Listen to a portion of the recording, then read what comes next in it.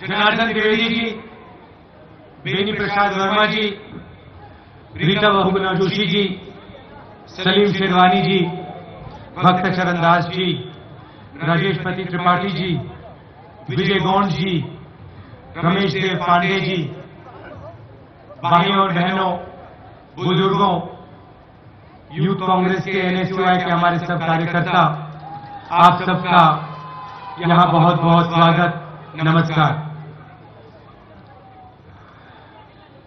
2004 से दिल्ली में कांग्रेस पार्टी की सरकार, जब हम वो चुनाव लड़ रहे थे 2004 का, हमने आपसे सिर्फ एक वायदा किया था। हमने आपसे कहा था कांग्रेस पार्टी की सरकार बनेगी तो आम आदमी की सरकार बनेगी, गरीबों की सरकार बनेगी, पिछड़ों की बनेगी, दलितों की बनेगी, आदिवासियों की बनेगी, अल्पसंख्यकों की बनेगी, किसान और मजदूर की बनेगी।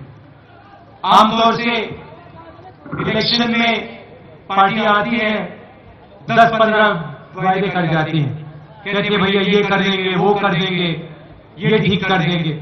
हमने 10-15 वायदे नहीं किए, हमने सिर्फ एक वायदा किया। जिसकी नीयत साफ होती है उसे वायदों की जरूरत नहीं होती है, उसे एक शब्द की जरूरत होती है। विपक्ष में एनडीए के लोग खड़े थे, उन्होंने एक नारा दिया, अंग्रेजी में नारा दिया, इंडिया शाइनिंग का। कोई जानता है इंडिया शाइनिंग का मतलब? कोई बता सकता है मुझे इसका मतलब क्या है? हाँ, चमकता हुआ हिंदुस्तान। अब देखिए, आपके बीच में नहीं आए, आदिवासियों के बीच में नहीं आए, किसानों से नहीं पूछा, मजदूरों से नहीं पूछा, दलितों से नहीं पूछा, और कह दिया इंडिया शाइनिंग, हिंदुस्तान चमक रहा है। और पूरे हिंदुस्तान में उन्होंने ये नारा चलाया।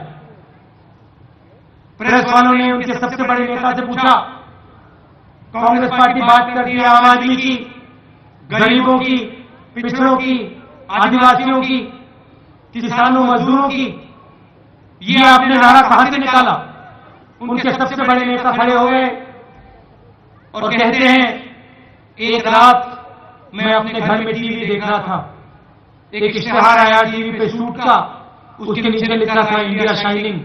मैंने सोचा बहुत अच्छा नारा है, इसका प्रयोग करना चाहिए, पूरे हिंदुस्तान में हम इसको चलाएंगे। अब देखिए, अगर ये आपके बीच में आए होते, अगर यहां जो हमारी आदिवासी महिलाएं बैठी हैं उनसे ये आकर बात करते तो कह सकते थे कि हिंदुस्तान चमक रहा है। क्या आपका हिंदुस्तान चमक रहा था? बताइए, चमक रहा था आपका हिंदुस्तान? आपके गांव में बिजली थी? आपके ऊपर पुलिस वाले अत्याचार कर रहे थे? तो कैसे चमक सकता है आपका हिंदुस्तान? नारा दिया दिल्ली में, आपके बीच में नहीं आए, आपसे पूछा नहीं, और कहते हैं हिंदुस्तान चमक रहा है। ये हमारी राजनीति नहीं है, हम आपके बीच में आते हैं। 2004 में आपने हमारी सरकार बनाई, पहला काम हमने क्या किया? रोजगार योजना। आपके पास आए, आपसे पूछा कमी क्या है, बताइए, आप बताइए, आपको सहना पड़ता है, आपके सामने मुश्किल है, आप बताइए हमें कमी क्या है। और आपने हमें बताया रोजगार की कमी है, शहरों में बड़े लोगों के घर में रोजगार आसानी से मिलता है, गांव में नहीं मिलता, यहां हमें रोजगार नहीं मिलता, क्यों नहीं आप रोजगार को गांव में पहुंचाएं? ऐसी एक योजना बनाइए जिससे रोजगार गांव पहुंचे। एकदम हमने किया, 100 दिन का रोजगार, 120 रुपए प्रतिदिन, 12,000 रुपए हर गरीब को हमने देने का अधिकार दिया। पूरे हिंदुस्तान में, उत्तर प्रदेश में, बिहार में, बाकी प्रदेशों में हमने कहा कि अगर हिंदुस्तान का कोई गरीब व्यक्ति रोजगार चाहता है, यूपीए की सरकार, आम आदमी की सरकार गारंटी करके उसको रोजगार देगी। सवाल क्या उठे? विपक्षी दलों ने क्या कहा? मायावती जी खड़ी हो गई, ऐसी स्टेज पे खड़ी हुई और कहती है रोजगार योजना से किसी को फायदा नहीं हो सकता। बीजेपी के लोग खड़े हो गए और कहने लगे पैसा कहां से आएगा। अब सुनो, जब गरीबों की बात होती है, आदिवासियों की बात होती है, दलितों की बात होती है, तो सवाल उठता है पैसा कहां से आएगा। अमीर लोगों की बात होती है तो यह सवाल कभी नहीं उठता। बिल्डरों को जमीन देनी पड़ती है, बिल्डरों को जमीन देनी पड़ती है, एकदम देते हैं, तब नहीं पूछते पैसा कहां से आएगा। मगर अगर मजदूर, किसान योजना चाहता है, रोजगार का अधिकार चाहता है, तो फिर एकदम आवाज उठती है पैसा कहां से आएगा। हमने दिखाया पैसा कहां से आएगा। 12,000 रुपए हर एक मजदूर को, हर एक गरीब को दिलवाए। उसके बाद आदिवासी भाई आए हमारे पास और आपने हमसे कहा कि देखिए हमारे आप एक कानून बनाइए, ट्राइबल बिल, आदिवासी बिल हम लाए। आपका जो अधिकार था, आपकी जमीन का जो अधिकार था, हमने आपको दिया, पूरे हिंदुस्तान में दिया। क्या आपको इसका फायदा उत्तर प्रदेश में मिला? बताओ मुझे, मिला? एक व्यक्ति हाथ उठा के दिखा दो कहो कि भैया मुझे फायदा मिला। किसी को नहीं मिला। उसके बाद किसान हमारे पास आए।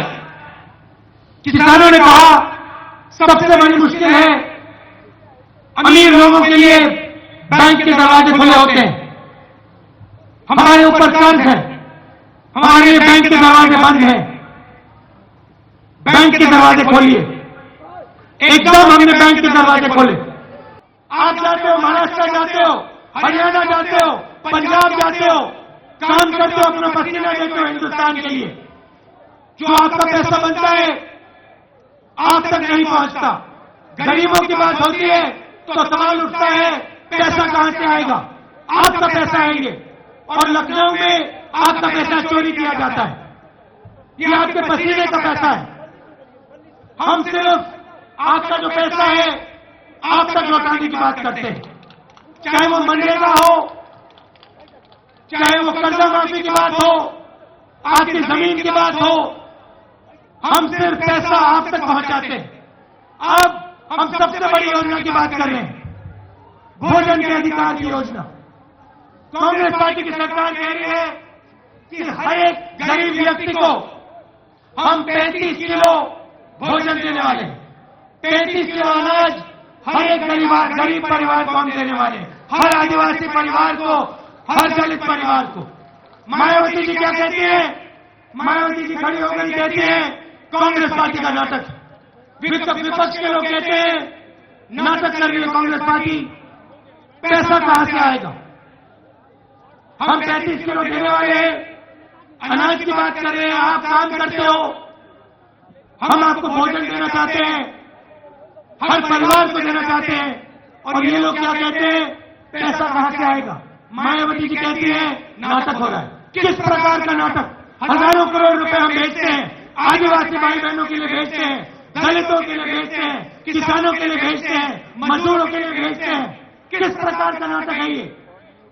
सरकार का काम आपकी मदद करने का होता है, सरकार का काम पैसा चोरी करने का नहीं होता है। और यहां 22 साल से ऐसी सरकारें आई हैं जो सिर्फ एक काम करती हैं, आपका पैसा लूटती हैं, आपका पसीने का पैसा चोरी करती है।